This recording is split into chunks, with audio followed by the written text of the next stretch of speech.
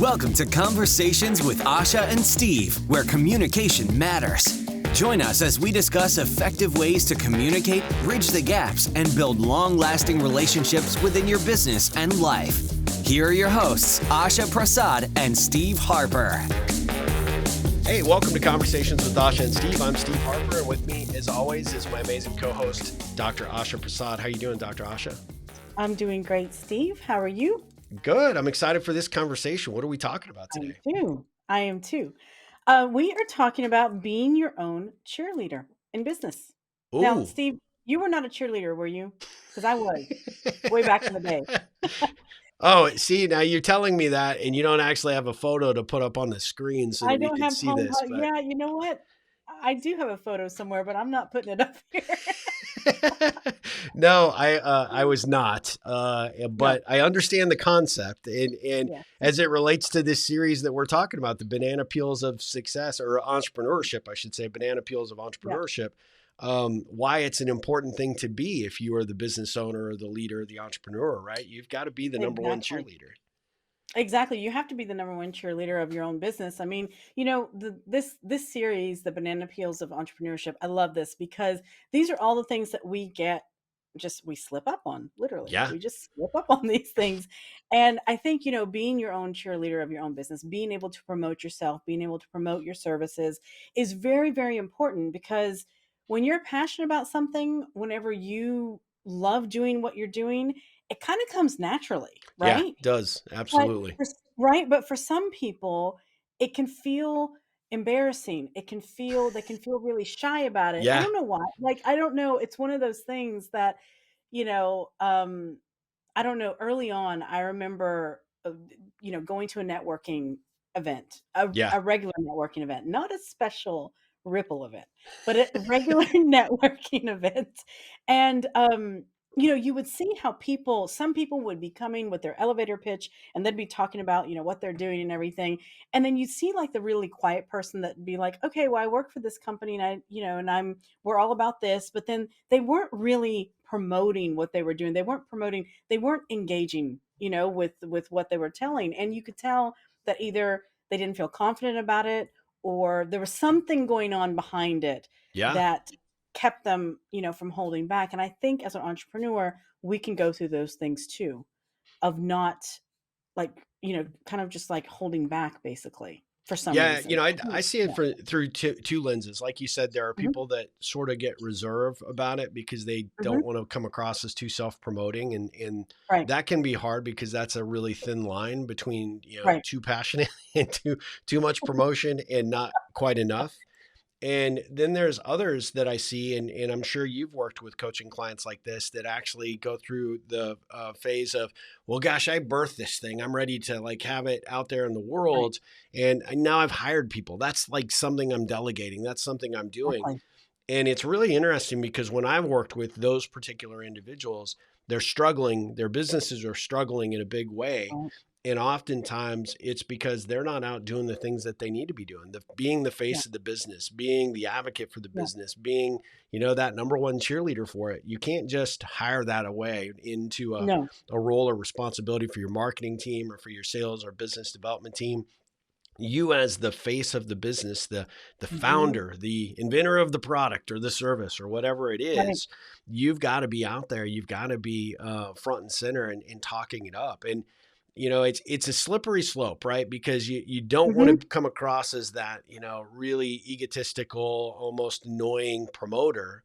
But Right. you also want to be enthusiastic, excited, and passionate because that's what gets people's interest peaked. Okay, well, tell me Exactly. about it. Well, tell me about your business, or maybe I've seen it, or but I haven't ever learned anything about it. So maybe I need to do some more research, or maybe explore your product or your service, and that's the key. And but it is hard because I find that often people that are either one end of the spectrum or the other, but they kind of need to Right. figure out how to be sort of dead set in the middle, right? Yeah, that's true. And that is kind of a challenge. But one of the things I do think, Steve, is like really, like what you were saying, being enthusiastic, I think that it's so interesting. Your presence makes a difference. How you show up in any conversation, in any event, anything that you do, how you show up really matters because people remember that. I mean, even if Absolutely. you're not even talking about what you do for a living or what your product is or your service is, if you show up and you're enthusiastic, you're engaged, you're asking questions, you're interacting, people are going to, intuitively ask you, what do you do for a living? Or Yeah, what do you do? And then it's your perfect opportunity at that point to be able to have the stage and be able to talk about what it is that you do in a very enthusiastic way. And it doesn't have to come across as being pushy or arrogant or egotistical. It doesn't have to be that way. It can be something.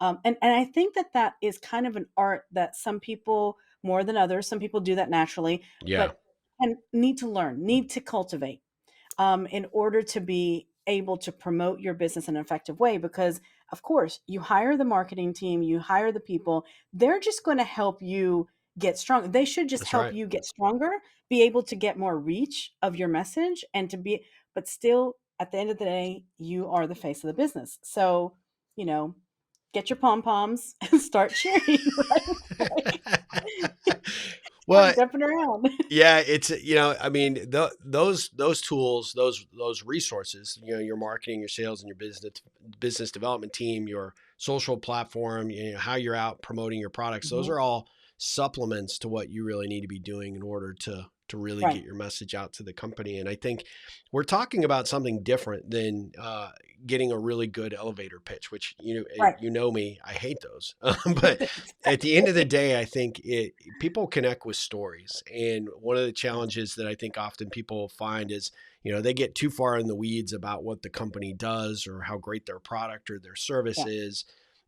People don't really care about those things. They do, but not initially. What they care Mhm. about is why you're enthusiastic, what motivated Okay. you to start the business. And so I always look at it from, what can I share that could potentially, intrigue that person? And not in Okay. a pitch way, but more or less why I'm passionate about what I do. And so Mhm. you find yourself, and we talked about it, in the last episode, right? You go to a networking event, you want to have something to say, right? You want to have, Mhm. an opportunity to have that conversation, or maybe you said that just a little while ago, but actually, as I think about it, but the networking event where you're kind of stuck in the corner, Right. you find people, they don't have a way to tell their story because they haven't practiced it. They Exactly. haven't really refined it. And it isn't so much about the speeds and feeds of what you do. It's really about, why you decide to go down this path, why you as Exactly. an entrepreneur or business owner are enthusiastic about, Mhm. the opportunities that your business creates or the problems that you're solving. People Exactly. identify with those things far more than they do whatever, True. the business itself does. And that, I think, is the secret pom pom, right? That's the Yeah. story becomes the thing that people really remember. It really catches their attention and it piques their interest, hopefully enough to want to know more about the business itself. And that's where the Mhm. questions come up. That's the opportunity to have a more in-depth, dialogue about it, the Right. specifics of your business. But I think that, I don't see enough business owners being front and center, being the face of the business on an Mhm. ongoing, consistent basis. And when you aren't that, how can you expect your people to be that? You know what I mean? Exactly. That is really a good point, and Steve, I love that, telling stories, inspiring people. Like, that we get moved as people whenever we feel inspired. We get inspired, we get motivated, and we get interested. And I think that that is one of the best things about being able to tell stories that people can relate to and connect with, rather than doing an elevator pitch and just, stating what your Yep. business does, I mean, that's boring. Sorry, it's just boring in that way. I mean, I mean, there are some people though that can, really come across very enthusiastic about that as well. But still, But it's I still mean, boring. I've still already checked out, it's like but I think that that's really important to be able to inspire people and to get them, you know, intrigued to know what it is that you can help them. And they're going to be able, somebody that's really good about conveying their passion and what they're passionate about and what they're working on.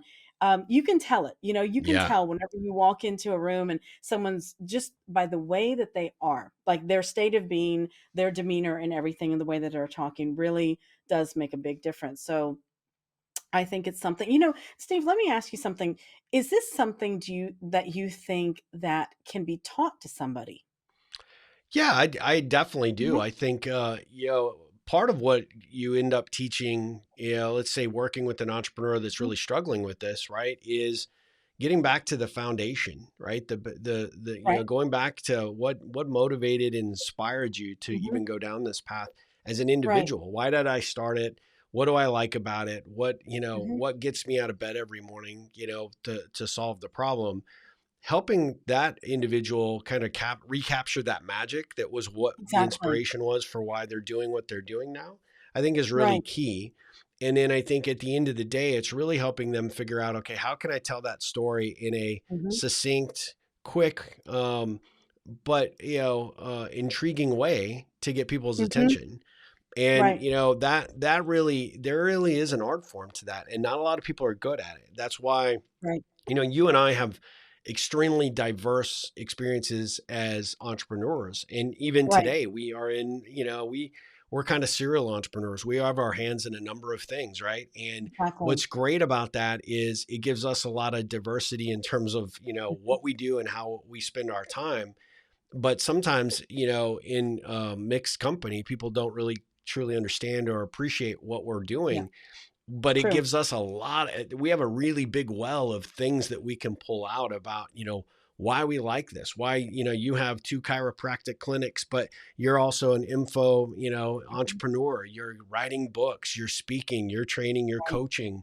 And that's so odd and different for most people. And I remember the first time you and I met, which is really interesting. The first time that we actually got together for coffee, you and I Right. remember you saying, I went to school for to be a chiropractor. I'm sort of taking a little bit of a break at present, but because I don't want that to define the rest of my career. I have other Mhm. interests. I have other things that I want to put my energy towards.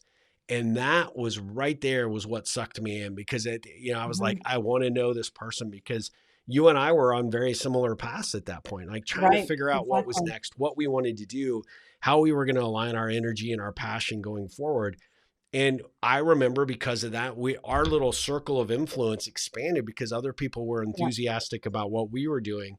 And so I think part of that is, figuring out how to teach somebody to create that same kind of magic, and then having them be able to benefit from it, learn it, but Mm. benefit from it so that they can actually enjoy the process as they do it. I think Yeah. that's really key. I think enjoying the process is really, really key, because you know what? You know, being your biggest champion in your business, being the face of the business, sometimes it can come with a lot of pressures, Yeah. and sometimes you're not feeling so secure, you're not feeling so great about things.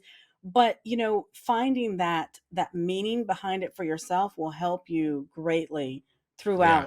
throughout the career. That will really, really help. I mean, Steve, let me ask you something. Is this something that you work with your members in your Ripple membership?